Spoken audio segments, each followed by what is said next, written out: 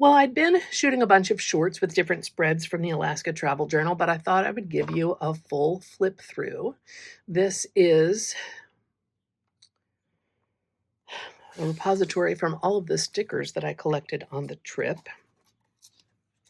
And it's a combination of everything. It is found objects, it is paper ephemera that I collected on the trip, it is stickers that I purchased on the trip, and things that I searched and found online and printed out because I wanted them for content. So we've got the title spread, we've got our stops marked on the map. Layover in Seattle.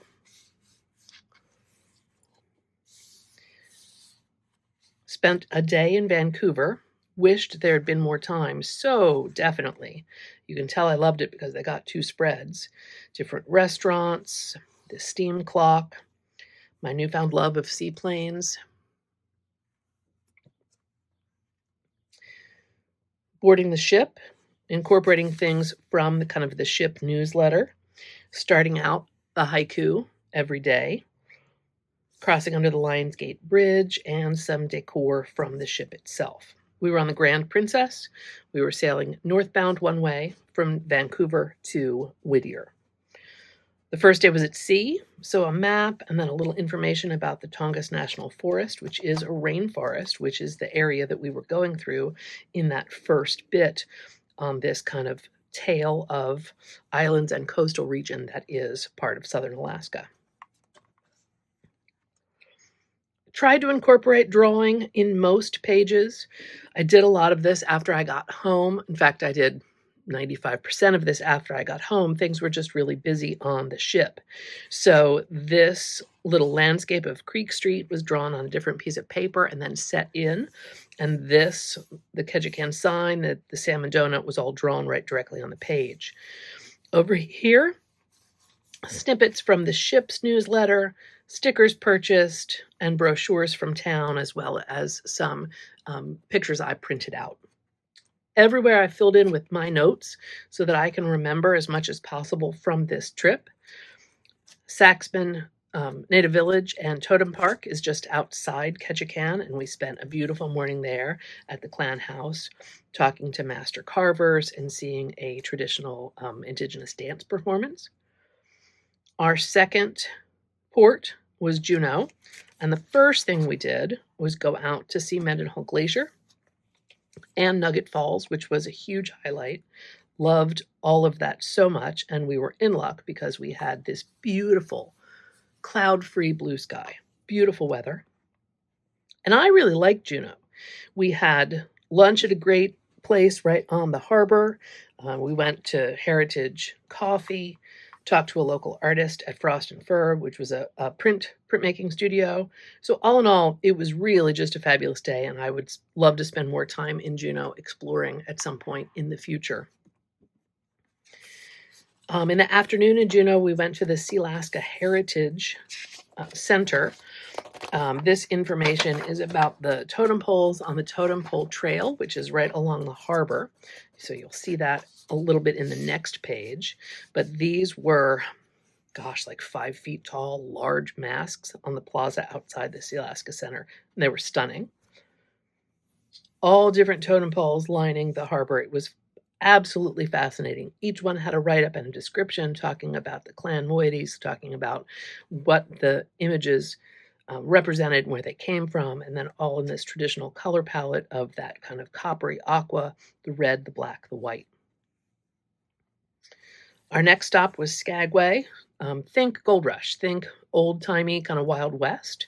So yes, we had reindeer sausage. It was delicious. It's so amazing for me to see mountains like looming over town, since things here on the East Coast are pretty flat. We started the morning with coffee with the madam at the Red Onion Saloon, so we could tour kind of the history museum, the brothel, what had been the brothel upstairs. But we went to Gold Rush Cemetery, and we hiked up to Lower Reed Falls.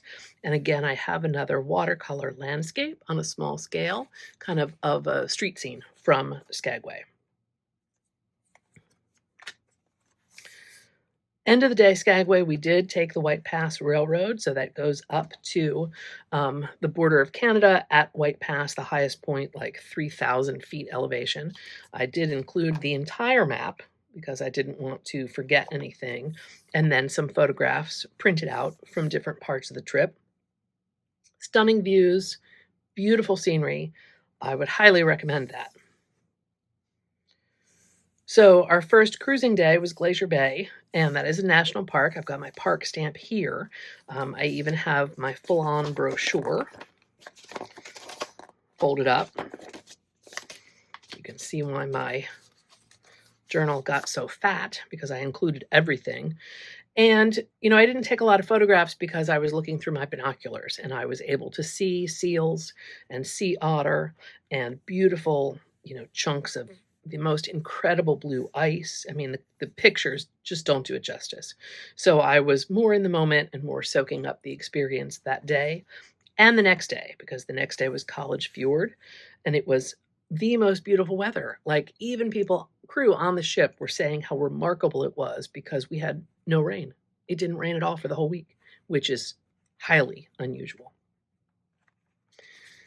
We disembarked in Whittier, and I was really interested in this whole one-way tunnel thing, which was pretty wild.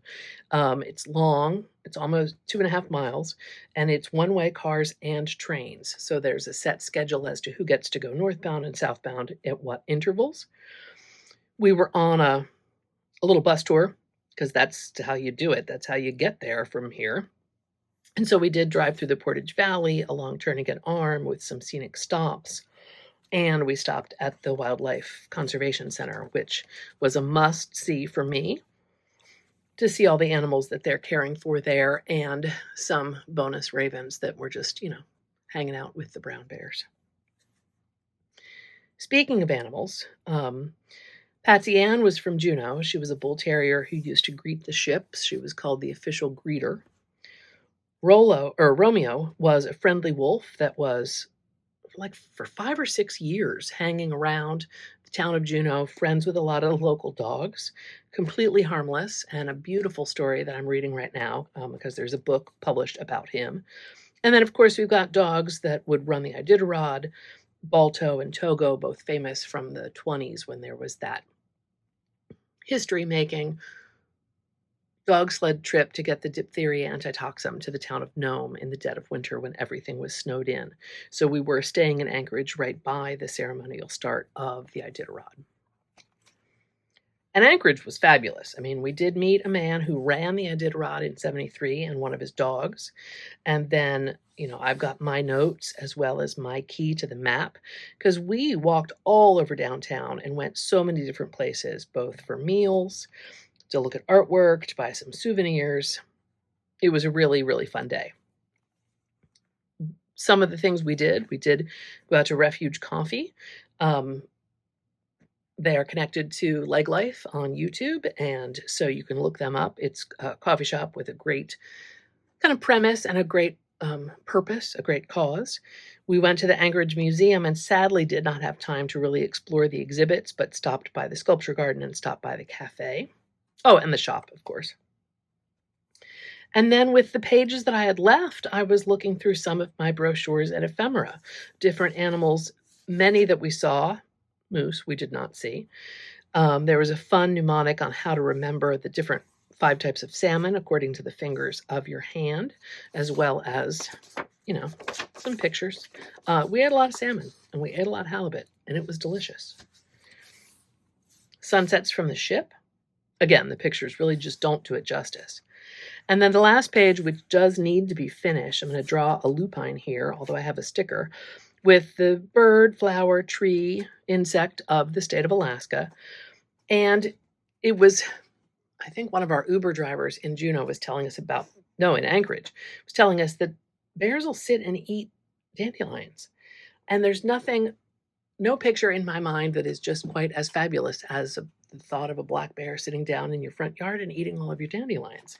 So this was from a brochure, but I wanted to include him and remember that kind of fun fact. So 98% done. Just the last couple things to draw in, but I hope you enjoyed that glimpse into my travel journal from my trip to Alaska.